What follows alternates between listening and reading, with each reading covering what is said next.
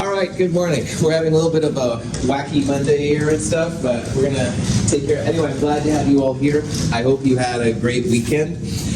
Today at 1:10 p.m. when I see you, we'll do the second midterm, Second midterm will be the only thing we do. We won't look at problem set 6 or quiz 6, stuff like that. I want you to turn in the take-home quiz 5 today, turn in exam prep 2, also the freezing point lab from last week, you'll turn in to me as well. And then afterwards, we'll go next door and do the Kinetics 1 lab. Kinetics 1 lab is not a hard lab. There's lots of examples, so people usually do pretty good on it. Should be pretty cool. Today, we will finish as much as we can of this review session. Wednesday, we will actually start talking about kinetics.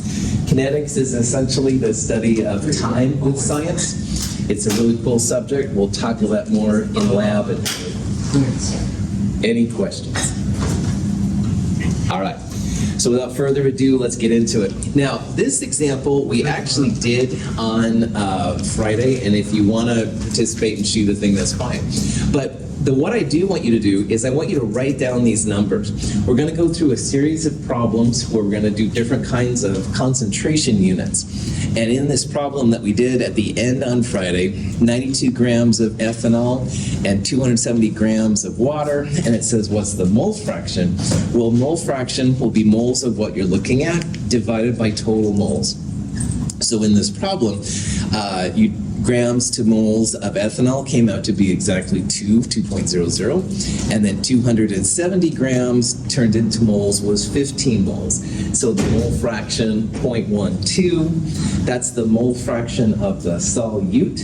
The solvent would be water moles over all the moles. So if you were doing that, which you don't have to here, you'd have 15 on the top, you'd divide by the same part on the bottom. But of course, the quickest way would be to go 1 minus 0.12, which would be 0.88. But definitely write down on a piece of paper or somewhere what these moles are, because we'll need them here in a little bit. So, any questions on mole fraction? Cool. All right, so this problem is very similar, it's just that now this is on weight percent or mass percent of the solution. And the same quantities, 92 grams of ethanol, 270 grams of water, what's the weight percent? See if you can calculate what this is. We'll talk about it here in a little bit. If you don't have your calculator, you could just write out what you would do and we'll talk about the answer. If you have your calculator, of course, it's cool to do it out.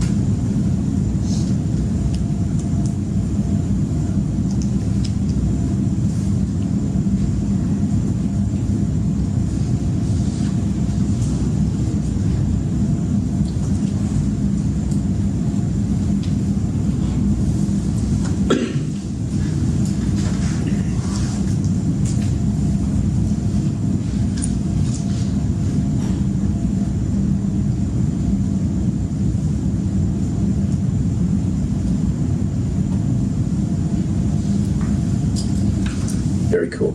So on this problem, instead of having moles of what you're looking at divided by total moles, this is grams of what you're looking at divided by total grams, and then multiply this one by 100%. Anytime you see percent, then you multiply by 100%. So in this problem, what you want to do, 92 grams divided by, make sure you use parentheses, 92 plus 270. This comes out to be 25.4% ethanol. All right, and then 25.4% ethanol. If you wanted to find weight percent of water, 100 minus 25.4 would be the amount that you would do right there. Cool.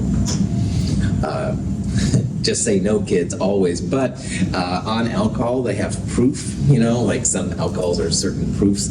It's basically this number doubled. So this would be roughly 50 proof. Little factoid to get you started in the morning. Just say no. Questions on... No, don't bring out the bottle. No, all right. Having a weird day. Wonky days. Anyway, Prophet back on. Questions on... Good. All right. So this question is about molality. Now, molality is moles of solute over kilograms of solvent. So if you wrote down the moles of the ethanol, you've got that number already. Divide it by the kilograms.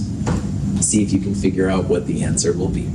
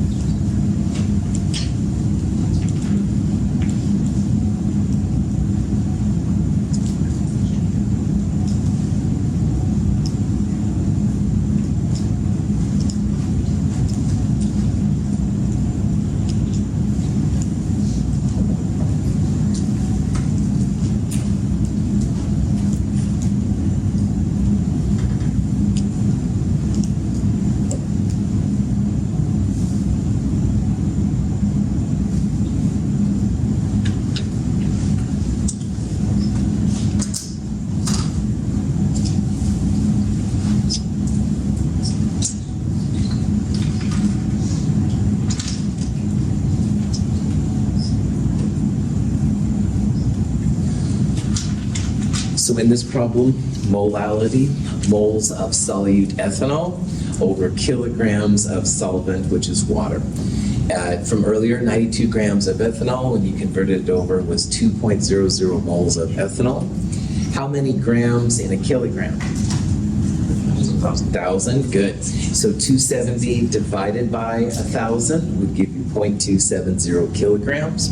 7.41 molal was the number that was calculated here. So, any questions on that? Cool. Now, the funkiest one of these is probably molarity, because when you have molarity, you have to take grams of solution and turn it into a volume in solution. And when you go from grams to volume, grams to milliliter, you need a density. So in this problem, you still have 92 grams of ethanol and 270 grams of water, but it also gives you the density of the solution. Now you can still use the 2.00 moles of ethanol. That part hasn't changed. But what I do want you to think about on this part is how to convert mass of solution to volume, which will turn into liters. So at the end, you'll have moles of ethanol over liters of ethanol of solution. See if you can figure out what this is going to be.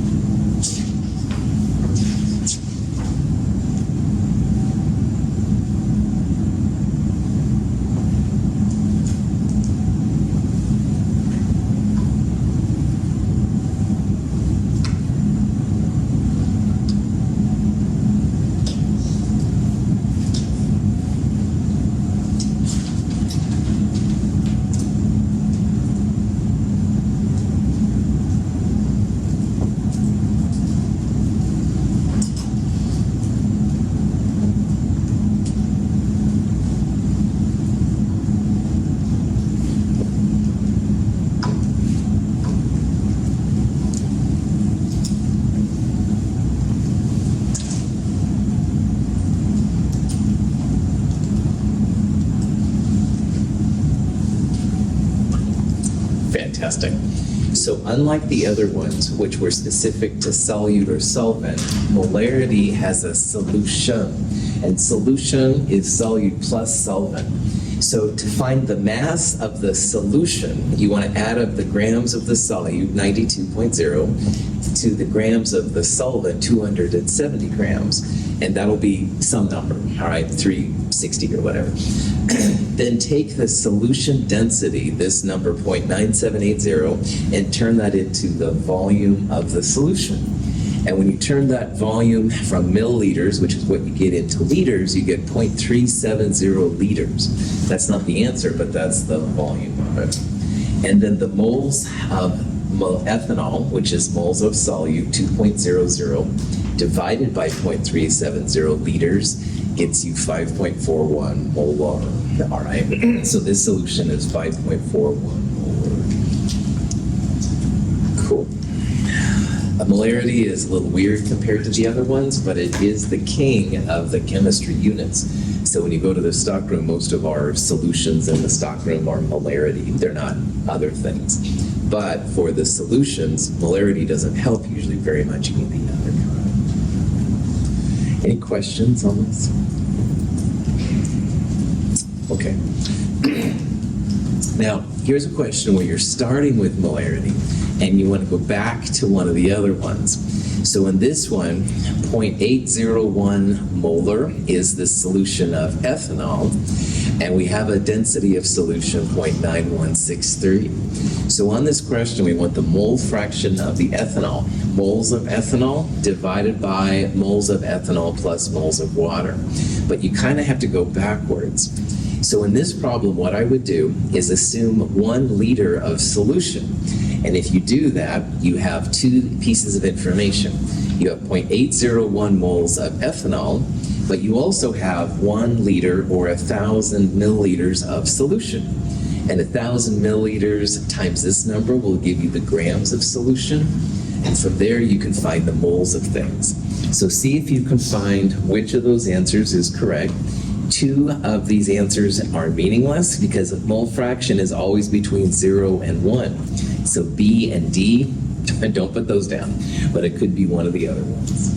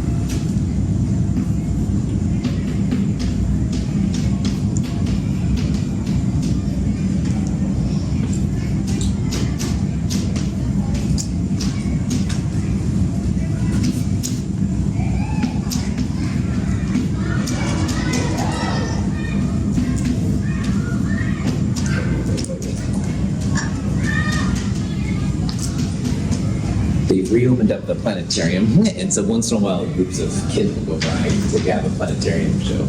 I haven't heard that sound for a while, but I am kind of glad. I was curious. I feel like open since like 2018. Yeah, it's really cool that it's back open again. There's like 1,000 of them out. The planetarium, I think, can hold like 70 people, David. So there will be a lot of them in there. It sounds like they're going to have a full crowd in there, definitely. So, they have public shows once in a while. I haven't heard about the next one, but I'll let everybody know. That's it.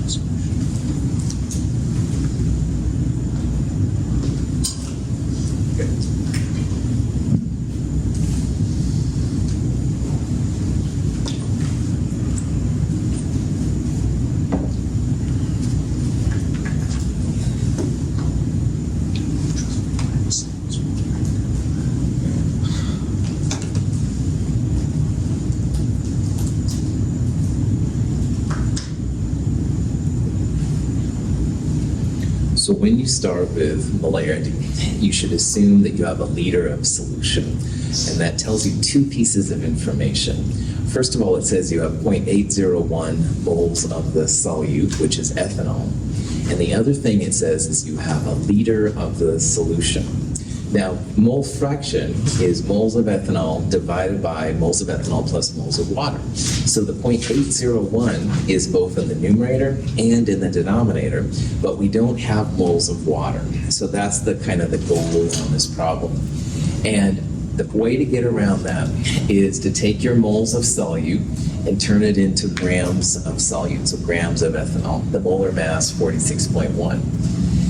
A liter of solution is 1,000 milliliters. Multiply it by 0.9163, and you get 916.3 grams of solution.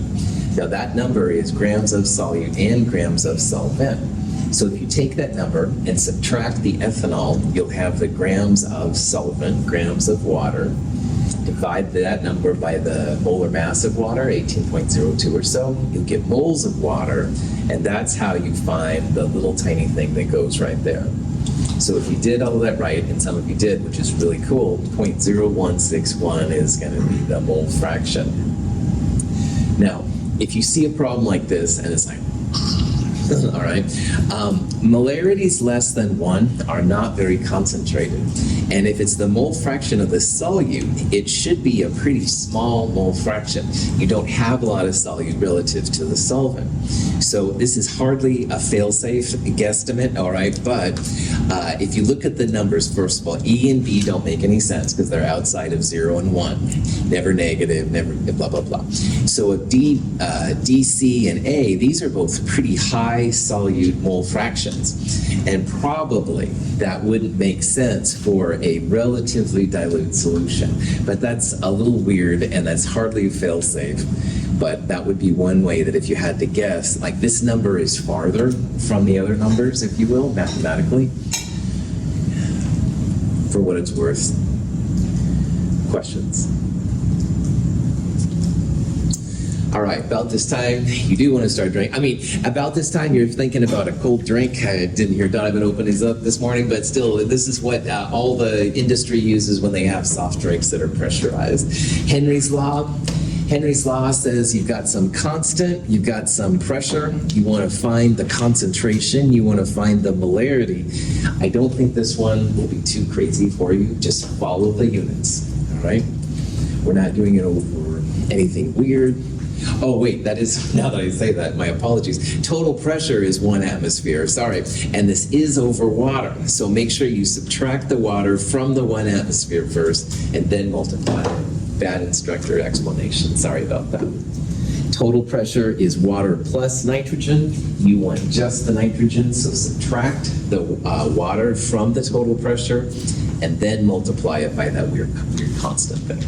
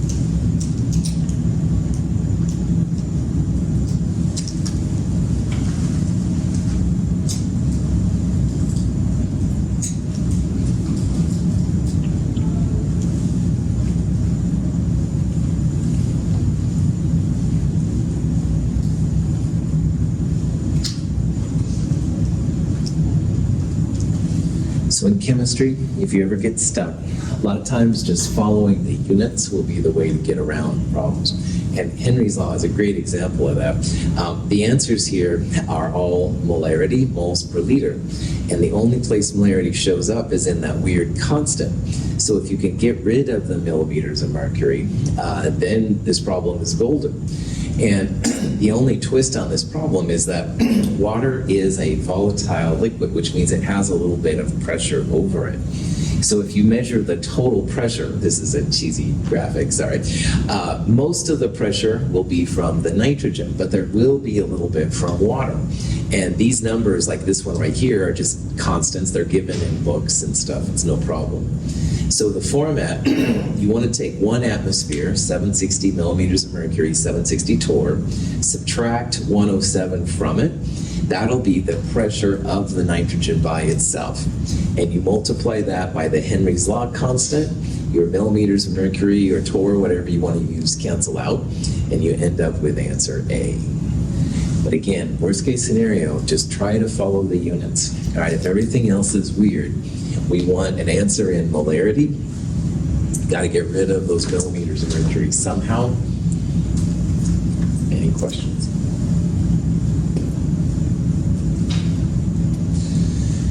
Now, this is a question where mole fraction comes in. It's Raoult's law. It is mole fraction of solvent, all right? And the question here is how much is the solution vapor pressure lowered relative to the vapor pressure of the pure solvent? Now, you want to find mole fraction of solvent. The solvent here is carbon tetrachloride. So moles of CCl4 on top divided by moles plus solute, i.e. 2.00 on the bottom. That's going to be the mole fraction of the solvent, and you multiply it by the vapor pressure of the pure solvent. So see if you can do that to get one of these answers. Good to go.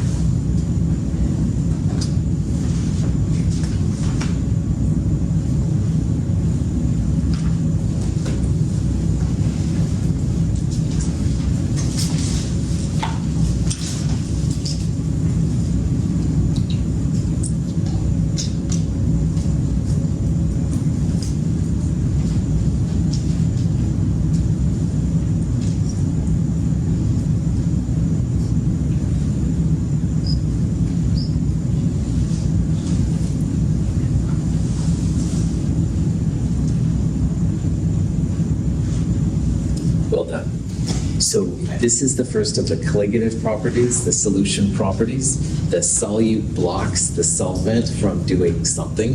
In this case, it's lowering the vapor pressure. So solvent, goes from liquid to gas. It prevents the liquid CCl4, in this case, going from the gas phase.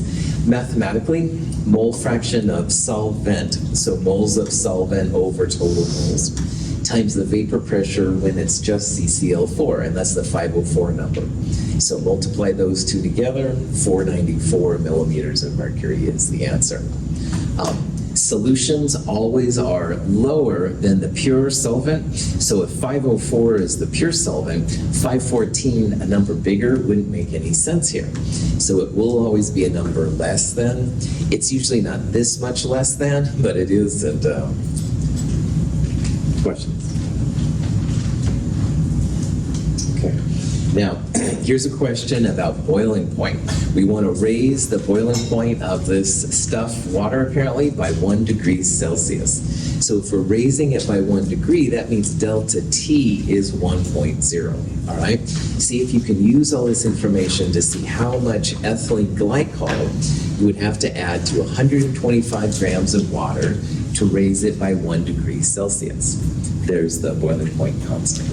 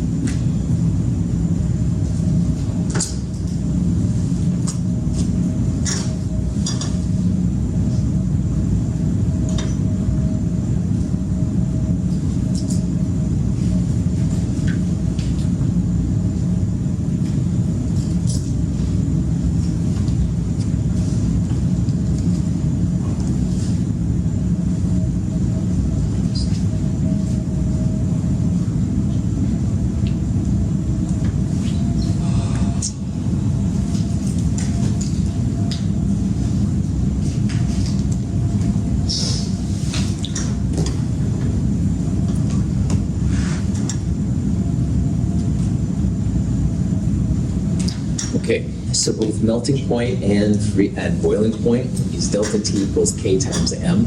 If it was ionic, there would be an I. There's nothing ionic, no metals and nonmetals here, so we would just have I equals 1. Cell form molality, delta T over K. So 1 divided by 0.512 is some number. That's moles per kilogram. If you multiply by the kilograms of the solvent, 0.125 kilograms divided by 1,000, and then turn the moles into grams using the molar mass, 15.1 grams. So if you put 15.1 grams of ethylene glycol in 125 grams of water, the water boiling point goes from 100 to 101 degrees. And for this kind of problem, maybe that would be important. Any questions on that? The process would be the same for a freezing point question.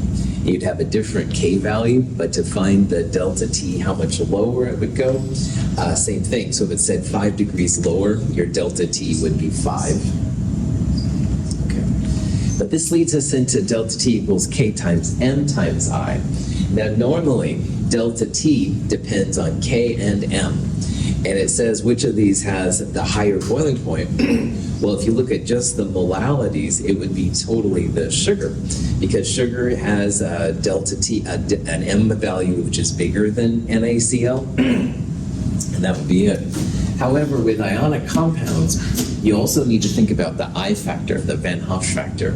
Sodium chloride, as we talked about, goes into a positive and a negative ion, a sodium plus and a Cl minus. So for I factor for NaCl would be 2. So instead of thinking about just the molality for NaCl, you need to multiply it by the factor of 2 for I. So in this case, the NaCl would actually be higher. Even though it has a smaller molality, that I factor is enough. Now there won't be a lot of ionic compounds, but if they pop in, you need to be just aware that this is what you'd want to do. Any questions?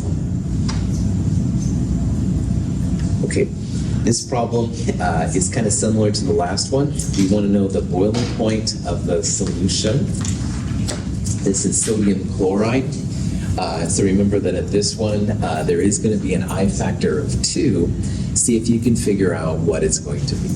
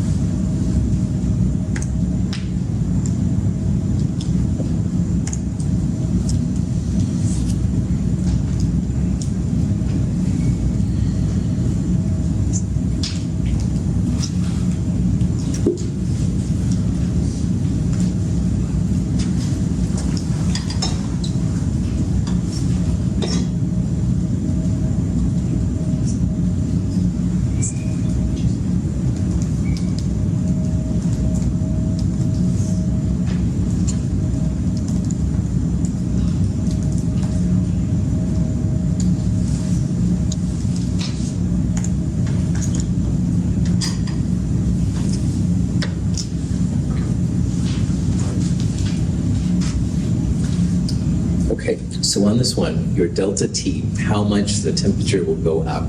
K times M times I. I is 2 for sodium chloride. K is 0.512. And the molality here, 29.3 divided by 58.3 is half, 1/2, 0.5. And 0.5 divided by 0.5 is just 1. So the molality here is 1. So delta T is essentially 0.512 times 2. It's 1 point whatever, all right? And the funny thing about this one I wanted to talk about though, water boils at 100 degrees. So whatever your delta T is, add it to 100 degrees to see what the final answer is.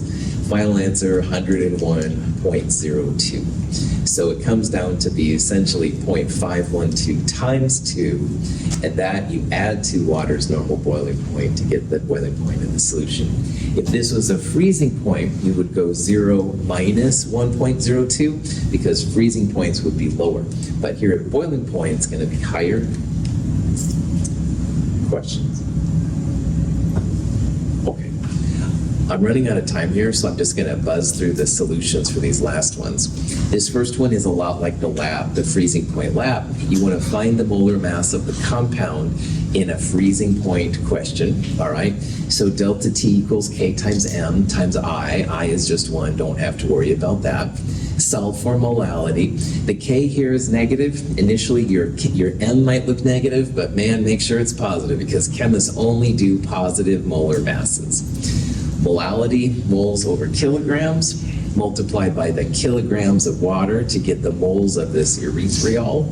Grams divided by the moles comes out to be answer C, 122 grams per mole. You can also use that one-stop shopping equation if you want, but this is the formal way to go through the individual steps, jazz like that. And then the last one is on the fourth colligative property, which is osmosis. Osmosis is also used to find molar mass if you want to. Pi equals I CRT. In this case, pi, you need to find the pressure in atmosphere, so divide by 760. Concentration is moles per liter when you calculate it. 0.082057 is the only R you're going to have to use on the exam. Hint, hint, hint. Moles per liter times the liters gives you the moles, and grams divided by moles gives you the massive molar mass, which is where osmotic pressure can be pretty cool. Any questions on that? All of it. I think this stuff is in your brain. You just have to kind of like slowly let it kind of come through. All right. Definitely rooting for you. I will see you at 1:10 today. Thanks for being here. Have a great day.